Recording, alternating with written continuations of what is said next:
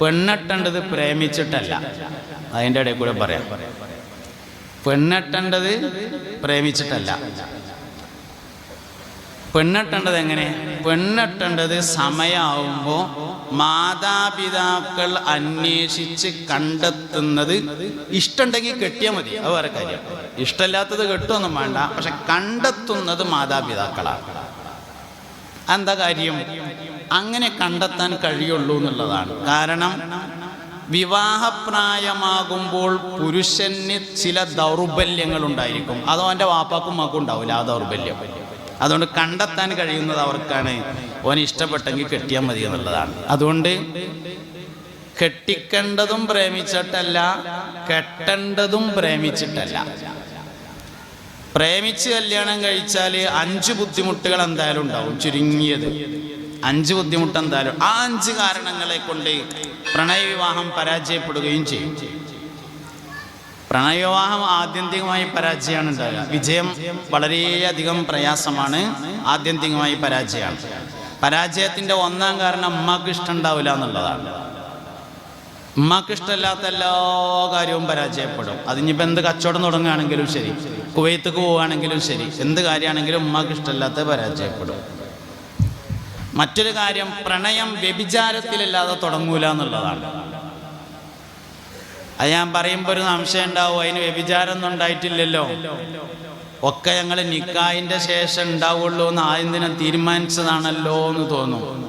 അത് വ്യഭിചാരം തന്നെ എന്താണെന്ന് അറിയാത്തതിൻ്റെ കുഴപ്പമാണ്. അൽ ഐനാന് സിനാഹുമ അന്നദുറു എന്ന ഹദീസിൽ നസ്സാണ്. കണ്ണിൻ്റെ വ്യഭിചാരം നോട്ടമാകുന്നു. കാണലും നോക്കലും രണ്ടാണ്. കാണൽ വ്യഭിചാരമല്ല, അതേസമയത്ത് നോക്കൽ വ്യഭിചാരമാണ്. തിങ്കളാഴ്ച 9:35 സ്കൂളിലേക്ക് പോകാൻ വേണ്ടി ബസ് കാത്തു നിന്നപ്പോൾ കണ്ടു, അത് കാണലാണ്. ചൊവ്വാഴ്ച വീണ്ടും 9:35 സ്കൂളിലേക്ക് പോകാൻ ബസ് കാത്തു നിന്നപ്പോൾ കണ്ടു, അതും കാണലാണ്. ബുധനാഴ്ച വീണ്ടും 9:35 സ്കൂളിലേക്ക് പോകാൻ വേണ്ടി ബസ് കാത്തു നിന്നപ്പോൾ കണ്ടു, അതും കാണലാണ്. വ്യാഴാഴ്ച കാണാൻ വേണ്ടി ബസ് കാത്തു നിന്നാൽ നോക്കലായി. അൽ ഐനാനി സിനാഹുമ അന്നദുറു. കണ്ണിൻ്റെ വ്യഭിചാരം നോട്ടമാണ്. നേത്ര വ്യഭിചാരത്തിൽ നിന്നല്ലാതെ പ്രണയം ആരംഭിക്കുകയില്ല. ഹറാമിൽ തുടങ്ങിയത് നരകത്തിലല്ലാതെ അവസാനിക്കുകയില്ല. അതിനാൽ പ്രണയവിവാഹം പരാജയപ്പെടും. കല്യാണം കഴിക്കേണ്ടത് പ്രേമിച്ചിട്ടല്ല. അതാണ് സംഗതി. അതതിൻ്റെ കൂട്ടത്തിൽ പറഞ്ഞതാണ്. ഇങ്ങനെ ഒക്കെ കൂട്ടത്തിൽ ഇങ്ങനെ പറയുന്നേ ചെയ്യുക. അങ്ങനെ സമയമാകുമ്പോൾ ക്ലാസ് കൊണ്ട് കഴിയും ചെയ്യും. അങ്ങനെയാണ് ഉണ്ടാവുക. അപ്പോൾ ചായ കൊടുക്കാനുള്ളതാണെങ്കിൽ ബാക്കിൽ നിന്ന് ഇങ്ങോട്ട് കൊടുക്കണം കേട്ടോ. ഒരു യാനബി എല്ലാവരും ചൊല്ലി.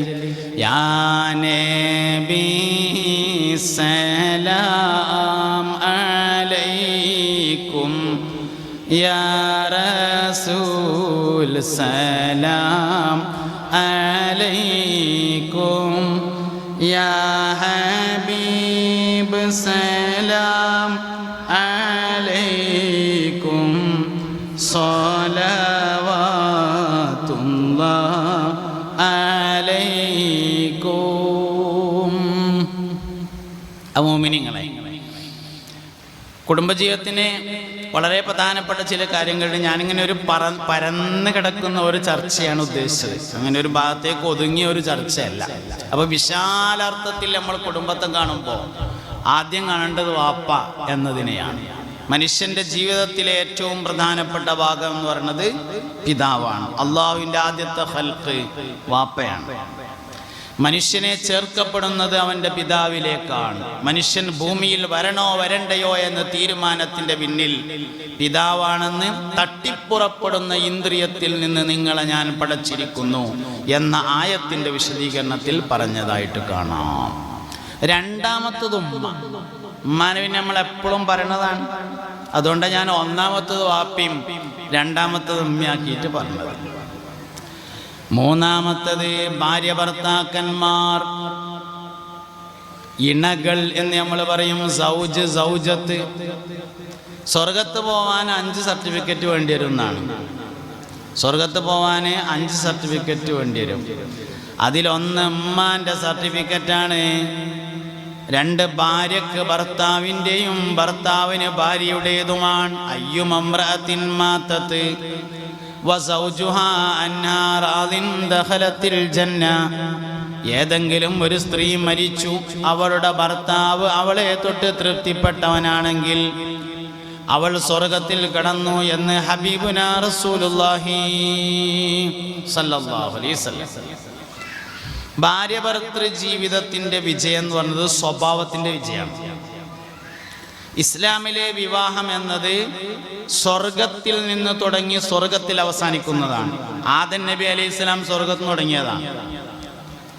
വിവാഹ ജീവിതം സ്വർഗത്തിലേക്കുള്ള ഒരുക്കമാണെന്ന് സൂറത്തു യാസീൻ ഹും വ അസ്വാജുഹും ഫീ ദിലാലിൻ അലൽ അറായികി മുത്തഖിഊൻ ലഹും ഫീഹാ ഫാകിഹത്തുൻ വലഹും മാ യദ്ദഊൻ സലാമുൻ ഖൗലം മിർ റബ്ബിർ റഹീം.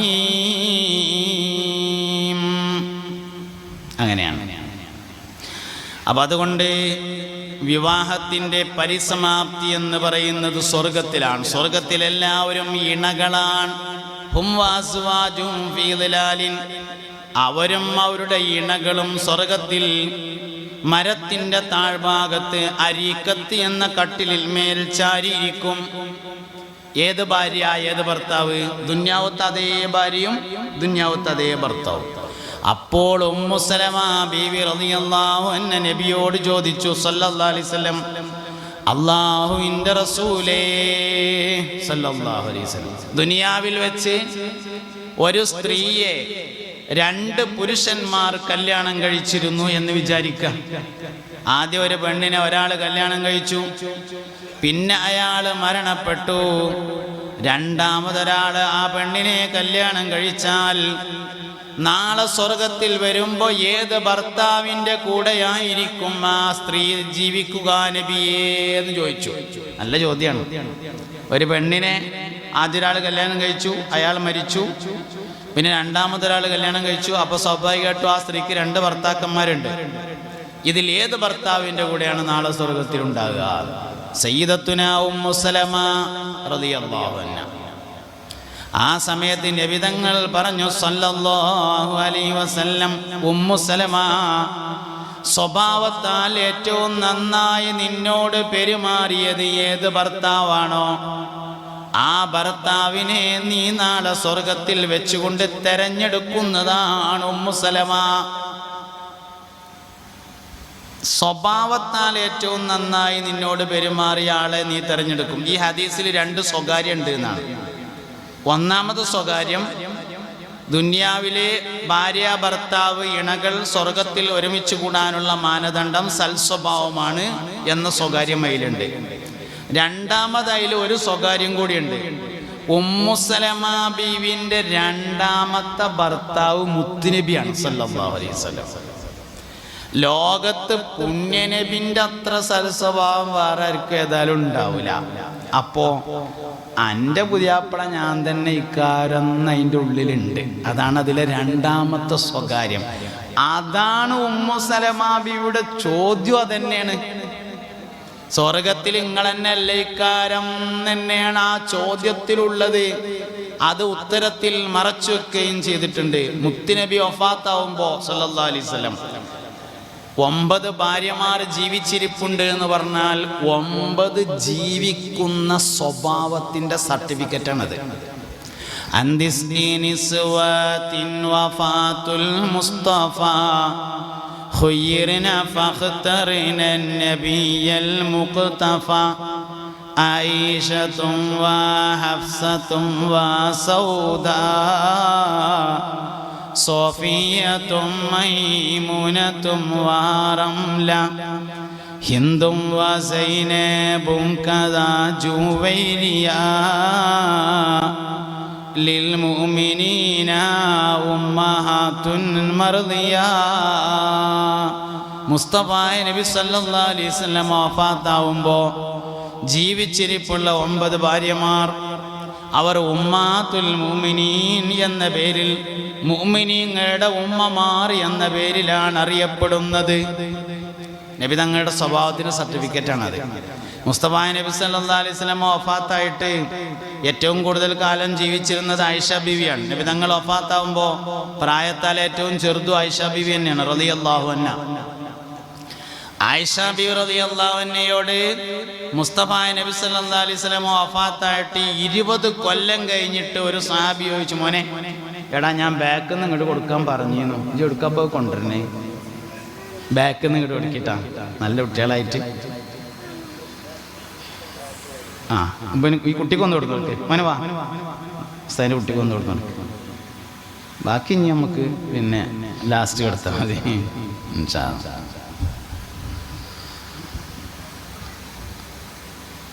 അത് ഈ ബാക്കിൽ നിന്ന് കൊടുക്കണം എന്തിനാ വെച്ചാൽ മുന്നിൽ നിന്ന് കൊടുത്താൽ ബാക്കത്തെ ആൾക്ക് കിട്ടുന്നത് വരേക്കും എല്ലാവരും അതിങ്ങനെ വിതരണം ചെയ്ത് നോക്കിക്കൊണ്ടിരിക്കും.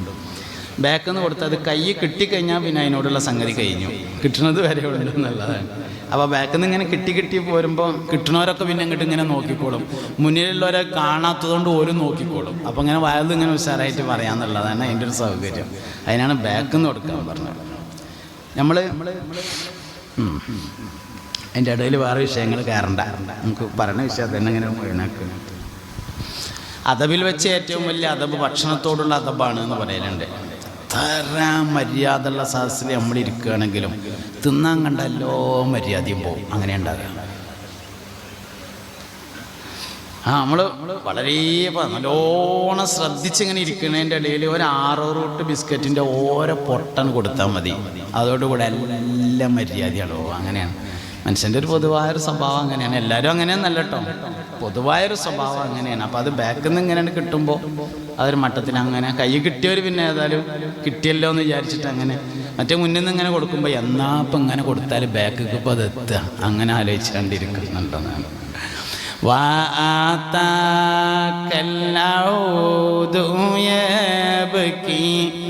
وتذلل بين يديك واستهجرت يا حبيبي عندك الظبي نافور يا نبي سلام عليكم يا رسول سلام عليكم يا حبيب سلام عليكم صلوات الله عليكم.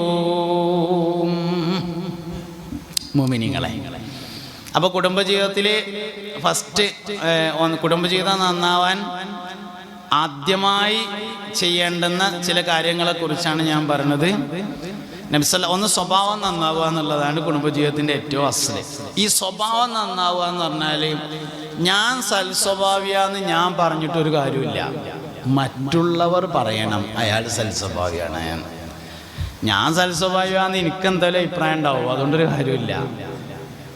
നമ്മളെ അഭിപ്രായത്തിൽ ആകെ ഇവിടെ ദുന്യാവിൽ ഒരു സൽസ്വഭാവിയുള്ളൂ നമ്മളെ ഇക്കാരാണ്, അങ്ങനെയാണ്. ബാക്കിയുള്ളവരൊക്കെ മോശക്കാരൻ, അങ്ങനെ ഇക്കാരം. അപ്പോൾ നമ്മളെ സ്വഭാവത്തിൻ്റെ സർട്ടിഫിക്കറ്റ് നമ്മൾ ഒപ്പിട്ടിട്ട് സെൽഫ് അറ്റസ്റ്റേഷൻ കൊണ്ടൊന്നും പ്രയോജനമില്ല. സ്വഭാവ സർട്ടിഫിക്കറ്റിൽ ആദ്യം ഒപ്പിടേണ്ടത് ഭാര്യയ്ക്ക് ഭർത്താവ് ഒപ്പിടണം, ഭർത്താവിന് ഭാര്യ ഒപ്പിടണം, പിന്നെ അയൽവാസികൾ ഒപ്പിടണം, അങ്ങനെ പിന്നെ ഉസ്താദ് ഒപ്പിടണം, അങ്ങനെയാണ് ഇടേണ്ടത്. അപ്പോൾ ആദ്യത്തെ ഒപ്പ് ഭാര്യ അല്ലെങ്കിൽ ഭർത്താവാണ് ഇടേണ്ടത്.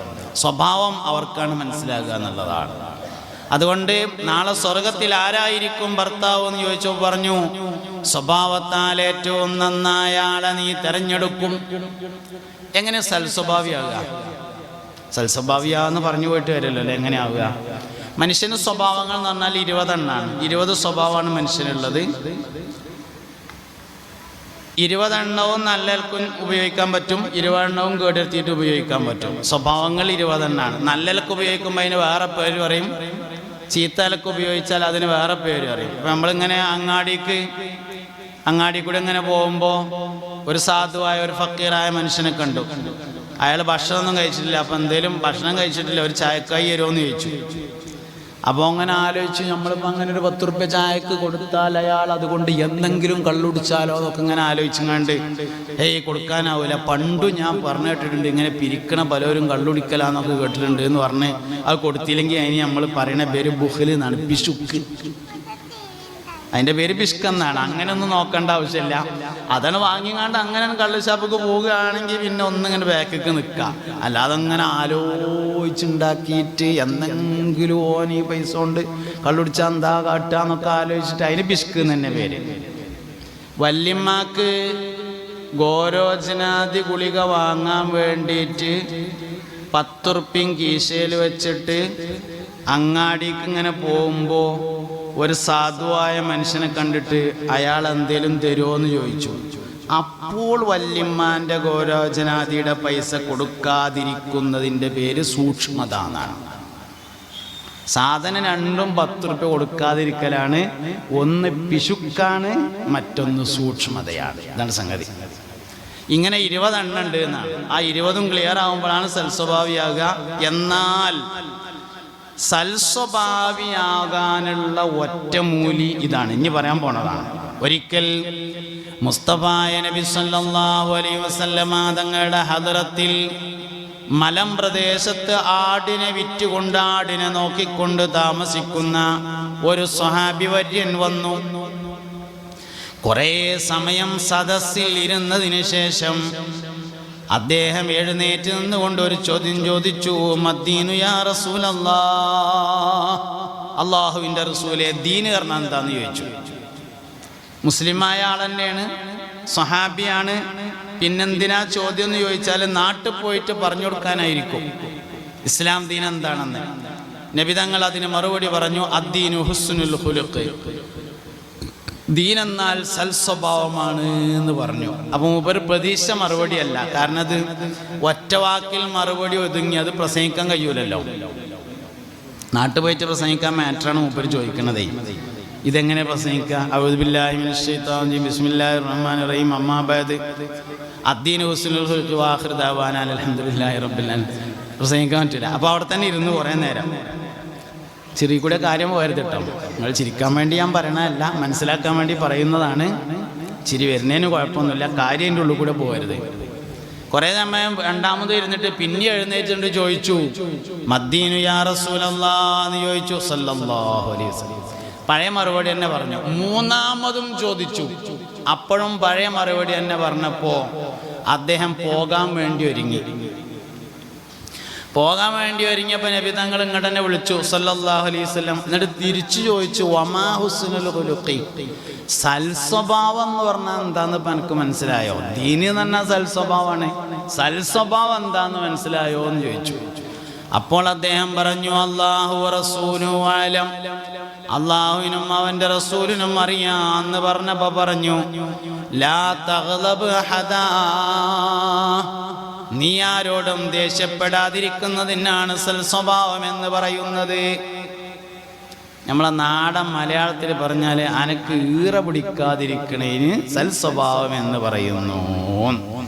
ഇനി ആലോചിക്കാം, നമുക്ക് ഈറ വരുന്നുണ്ടോ? നമ്മൾ സൽസ്വഭാവികളല്ല. ഈറ വരുന്നില്ലേ? നമ്മൾ സൽസ്വഭാവിയാണ്. മരൻ്റെ അപ്പുറത്തേക്കും ഈ പറഞ്ഞത് ബാധകമാണ്, മരൻ്റെ ഇപ്പുറത്തേക്കും ഈ പറഞ്ഞത് ബാധകമാണ്. രണ്ട് പുറത്തേക്കും ബാധകമാണ്. സൽസ്വഭാവം എന്ന് പറഞ്ഞാൽ ഈറോടിച്ചായിരിക്കലാണ്.